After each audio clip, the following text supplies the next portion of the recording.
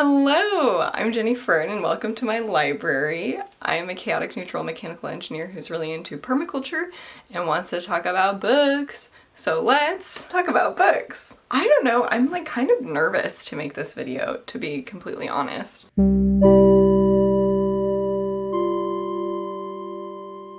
Also, welcome to my bedroom. We're now filming in here and I hope you enjoy it. Just got this lamp yesterday and it matches the color scheme perfectly.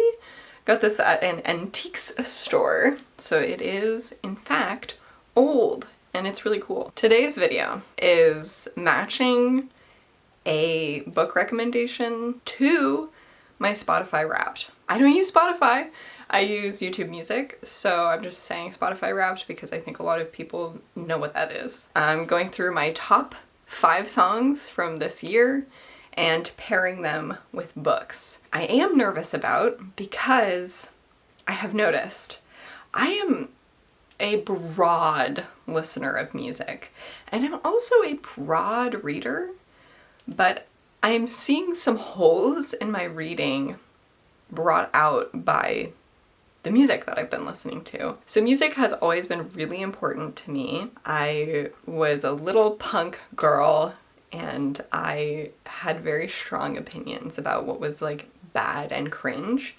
And now I think if I exposed middle school me to what I'm listening to now, I think she would be like, what the fuck is this? So anyway, that's I guess a little bit of my background. I listen to a lot of like world music, I suppose. This year, I had been working a job where I was in meetings a lot, and that really limits your ability to work and listen to music because instead you're like listening to meetings and working at the same time. So like your listening working time is like listening to other people talk and like also having to pay attention to what they're saying and at the same time trying to be productive, which had been a nightmare, honestly.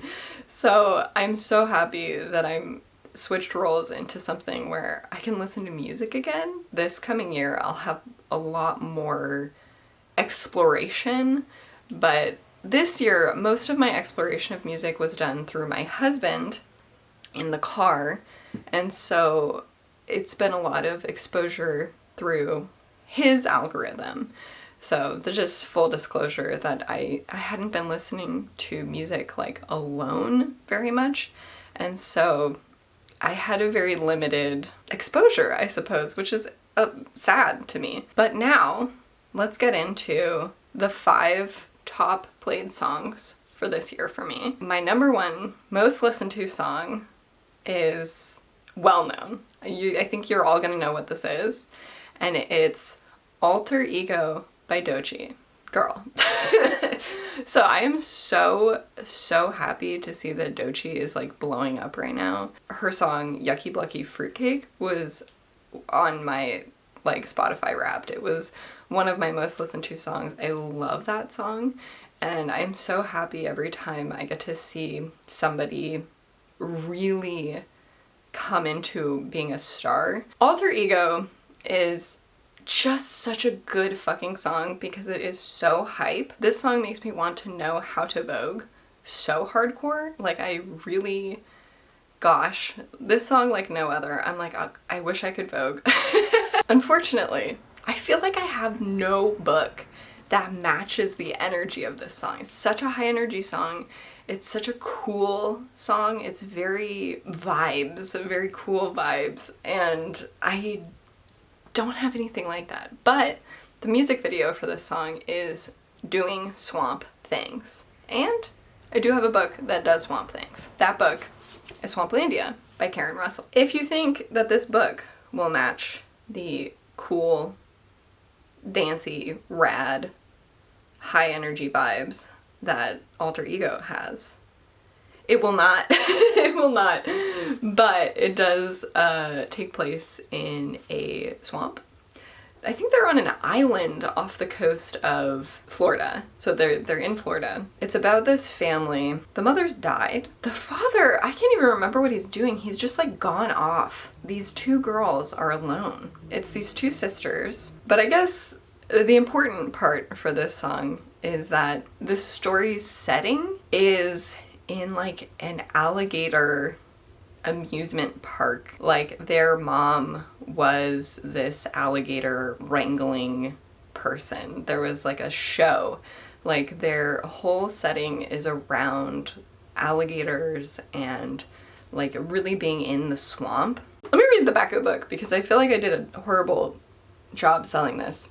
13-year-old Ava Bigtree has lived her entire life at Swamplandia, her family's island home and gator wrestling theme park in the Florida Everglades. But when illness fells Ava's mother, the park's indomitable headliner, the family is plunged into chaos. Her father withdraws, her sister falls in love with a spooky character known as the Dredgeman, and her brilliant big brother Kiwi defects to a rival park called the World of Darkness. As Ava sets out on a mission through the magical swamp to save them all, we are drawn into the lush and bravely imagined debut that takes us to the shimmering edge of reality. Really excellently written, wonderful idea, wonderful plot, so inventive, very swampy. Fall is really happening outside. Oh my god, we've just gotten a huge, it's called an atmospheric river, and our whole yard flooded, but now, yesterday it was sunny, and today it rained again, but it's like patchy rain and sun, and the light is hitting these trees. I should just show you. I don't know if it's coming across, but it's really beautiful. Oh my god. The next song that I have is Jesus Going to Clean House. So, Jesus Going to Clean House is a song by Isaac Manning and Lee Tracy.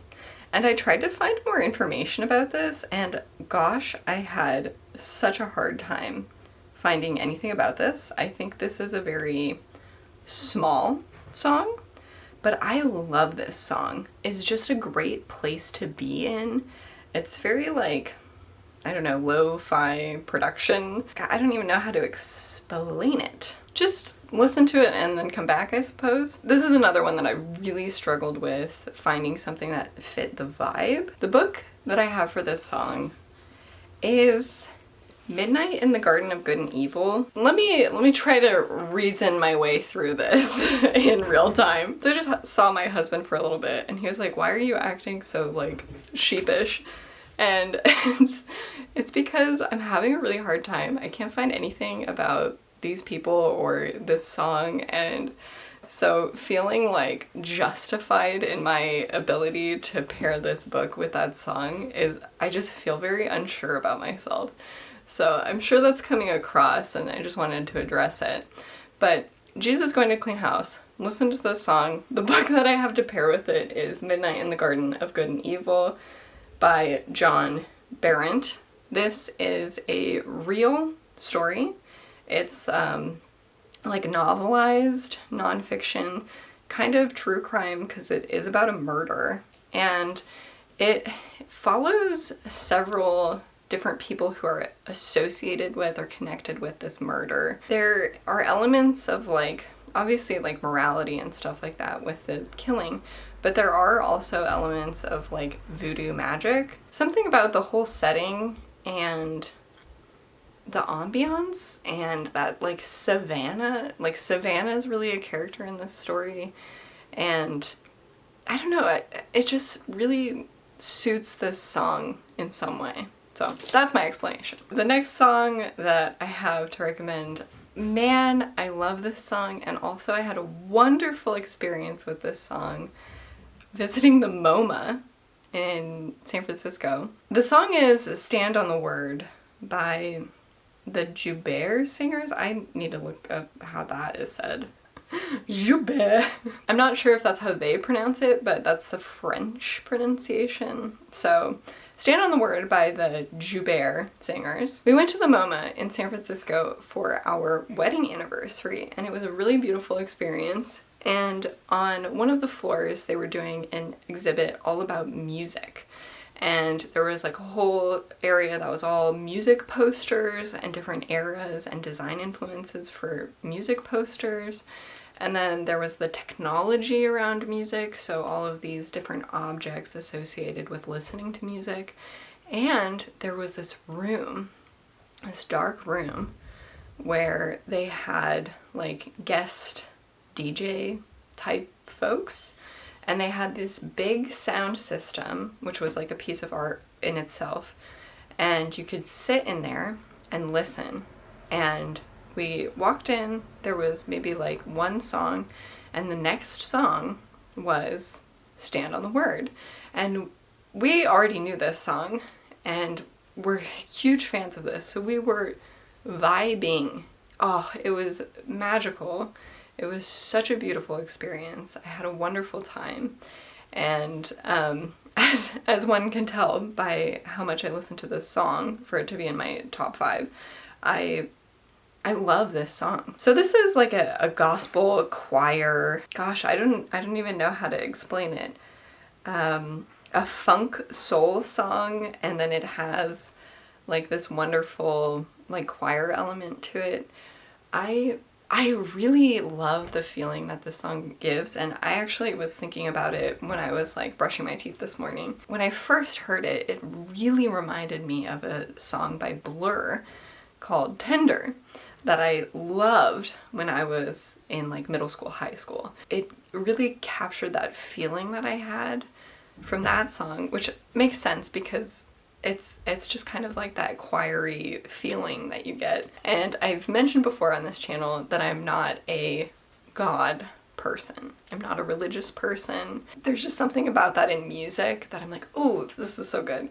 But amazingly, I have been reading a book about Jesus, about the teachings of Jesus and Christianity. And I've been loving it, which isn't always the case. Sometimes I think it is used in a very poor way, but this is really wonderful, and that is Strength to Love by Martin Luther King Jr. So I was actually reading this morning. I'm about a third of the way through, so I haven't finished reading this book. I don't know if it goes downhill. I doubt it, but so this is a collection of sermons by Martin Luther King Jr. put into text, so deeply applicable to what we are experiencing right now in the United States. The way that he speaks about forgiveness and love. The first sermon is all about this combination of being really critical and analytical in the information that you're getting. He talks a lot about soft-mindedness and basically avoiding being a soft-minded person, being very engaged mentally, and combining that with a tender-heartedness and being a very loving person, but also thinking. And that, it's just so much of what he says in this book is really resonating with me, and resonating with me in a similar way as Stand on the Word. The next song is I Felt Love by Blue Hawaii. This is 100% something that my husband had discovered, and he was playing the song a lot. He was really into this song, and then it like just got in my brain and I needed to listen to it. So this is a contemporary band. They're around right now. I Felt Love is just this, I don't know, it's so emotional, and it really takes you in a place, and it puts you in that place, and it gives you those feelings of being a girl having this conversation. It's kind of like a breakup song, or like a abusive relationship kind of song. I don't know. I don't want to like fully interpret these lyrics or anything, but it's definitely about a relationship, and it's about like a really difficult conversation, I suppose, that they're having. I think there's infidelity as well. I have 2 books for this. I don't know if you can tell. I think you can. I am not like a big romance reader at all, and most of the books that I read don't even have like a romantic subplot, but there are a few books that I read recently that kind of have some romance in them. So the first book I have to talk about is The Good Earth by Pearl S. Buck. So this is a book first published in 1931, and it is written about Chinese peasant life. It follows this man, Wang Lung, throughout his whole life. You see him as like kind of an not a young adolescent, an older adolescent maybe. He goes out and he is like, I'm going to buy us a servant woman. I think he's going to marry this servant woman. Anyway, this is the relationship that I'm talking about, is his relationship with his like purchased bride. He has, I think, this deep regret later in life about how he treats her and who she was to him, I suppose, is maybe a better way to put it, that I think is at least somewhat encapsulated in I Felt Love. And the next book I have is maybe on the more positive interpretation of the song, and that is Dark Princess by W.E.B. Du Bois. That's because there is this ongoing relationship between our main character in this book, Matthew, and the Dark Princess of India. He is so enamored with her, and they have this really long, slow forming relationship. But he does get married to another woman, and so that's why I'm thinking like a little bit of the infidelity kind of stuff.